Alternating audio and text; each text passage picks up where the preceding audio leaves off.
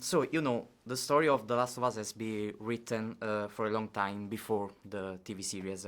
Have you ever played the video game, or have you ever peeked into the game's plot to find out what happens to your characters, or have you been to the script? I think it's a little bit of everything. I know me personally, I probably played it more than everyone here on this particular panel. Mm-hmm. I think I watched, before I went into the second season, I did watch a little bit of the cinematics on YouTube, just to, because I love the way Jeffrey Pierce said Ellie. Ellie. Ellie. Ellie. So I was like, because I felt good about the dialect and everything else, and it's just, but there's just a very specific way he says Ellie that I wanted to recapture. So I went back and watched that just to hear it, and then I just shut it off because it's all on the page. Mm-hmm. Yeah, I played the game. It was great. I had a great time, and Shannon Woodward was amazing as Dina. And yeah, that was my reference, my inspiration. And then also, I think Craig made it very clear that he chose me for me, and so I figured I might as well incorporate and infuse some elements of my own personality as well, and make a little nice Dina cake. Mm-hmm. Nice. I played the second game, watched the first season, and then going even further back a few years ago, I randomly watched the cinematic compilation of all the cutscenes stitched together on YouTube. It was like several hours long, and I never played that game, but I remember being enthralled by that. It's really long. It was really long, but I had a thing for I like to watch cinematic cutscenes, especially if they're well made. Because Star Wars Unleashed had some great cinematic cutscenes. Star Wars in general makes great cutscenes. Did the video game version of your characters influence your performance in any way?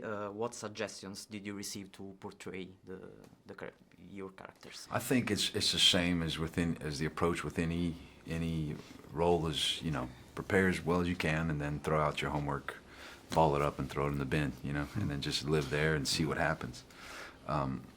You try to take the influences and kind of embed them in your cells and in your bones, so that when you get there, you're not really thinking about that kind of stuff. But I do recall watching, kind of clocking some of the spatial kind of relationships that because this was all captured on a performance capture stage, and Neil's directing all the actors, and it's a full 360, and they can adjust it however they want. But there were some really cool clues as to people's relationships by the kind of the distances at which they were standing from each other. And so there were a couple moments. For instance, the scene in the very first episode of the first season when Sarah, when my niece Sarah is shot and killed.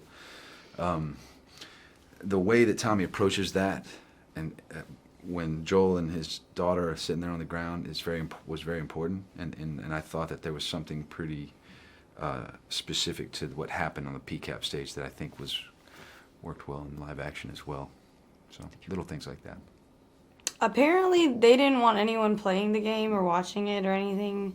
I found this out after I played the game.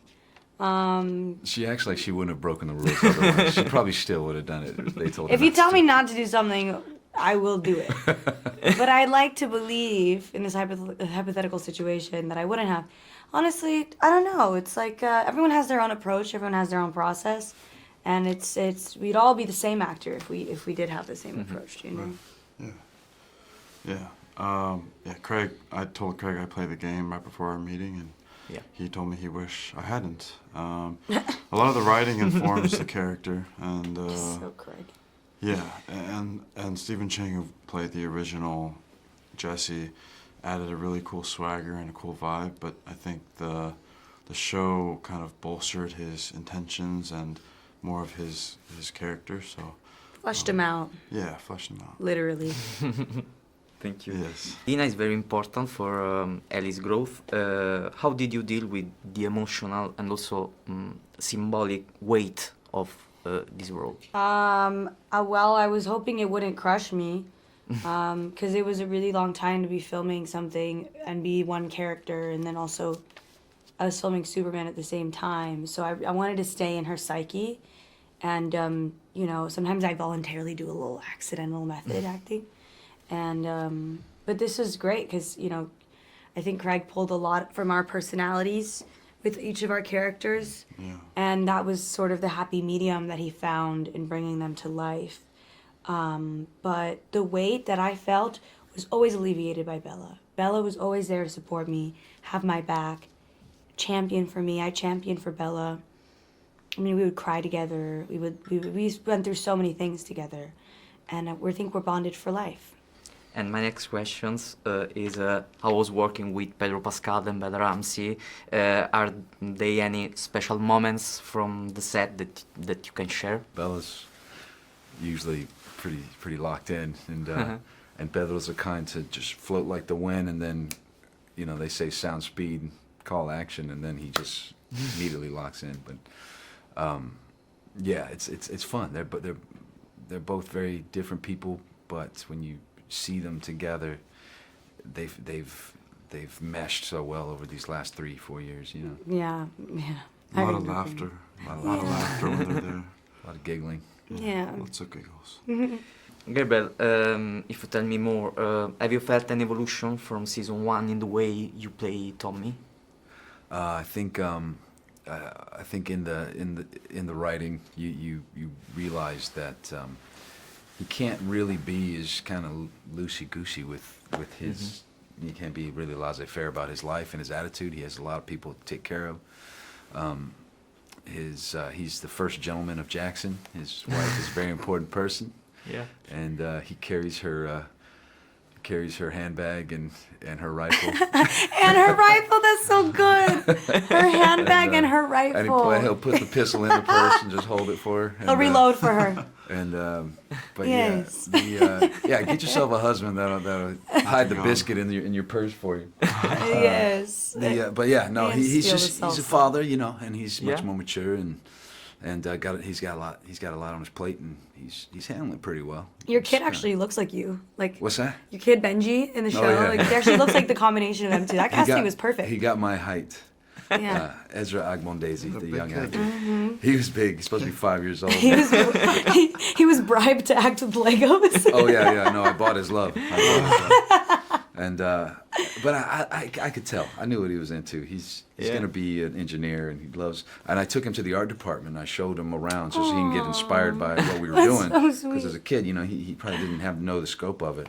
And he's like, Yeah. oh, this is gonna be here. All these images are gonna be there. And then I took him to the 3D printing room. Hiroshi, our 3D printer, who did all the set mock-ups. You know, the models. These? Oh, no, you're saying the physical like models. the physical models. Small He models. 3D yeah. printed all of Jackson, right? And I went and I showed Ezra. And then he's like, how do they do that? And I showed him the 3D printer. He's like, Mom, can I have one of those? Turned to his mother. So I keep laughing because I put her on the hook for a 3D printer. That's so expensive. But they're cheaper than a PlayStation. Okay. Maybe like And $400. far more I think fulfilling. probably the same about it, as much as a PlayStation. But yeah. Amazing. And I was like, Okay. dude, you can make your own Lego blocks with this. You Yeah. never have to buy another Lego ever. Wow. Okay. Thank you. Thank you for this great you. opportunity Thank and you. congratulations. Thank you, Nice Gabriel. to meet you.